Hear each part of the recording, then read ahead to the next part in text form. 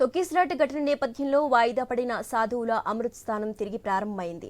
వేరువేరు అఖాడాలకు చెందిన సాధువులు త్రివేణి సంగమంలో పవిత్ర స్నానం చేశారు. ఈ సందర్భంగా హెలికాప్టర్ ద్వారా సాధువులపై పూలవర్షం కురిపించారు. తొక్కిసలాట కారణంగా అఖాడాలకు చెందిన సాధువులు అమృత స్నానాన్ని కొన్ని గంటల పాటు వాయిదా వేసుకున్నారు.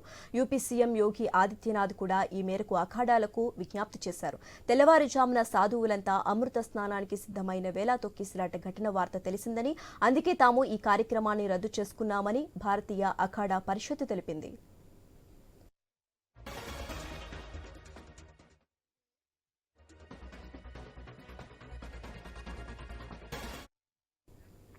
ప్రయాగ్రాజ్లో భారీ జనసంద్రంతో మధ్యప్రదేశ్, ఉత్తరప్రదేశ్ సరిహద్దుల్లో వేలాది వాహనాలు నిలిచిపోయాయి.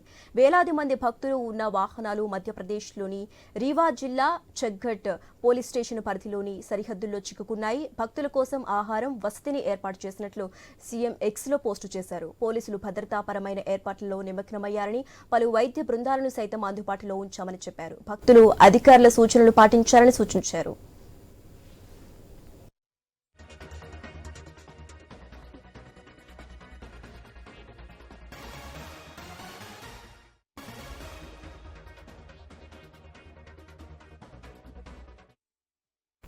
మౌని అమావాస్య సందర్భంగా మహాకుంభమేళాకు భక్తులు పోటెత్తారు. ప్రయాగ్రాజ్లోని త్రివేణి సంగమంలో అమృత స్నానాలు ఆచరిస్తున్నారు.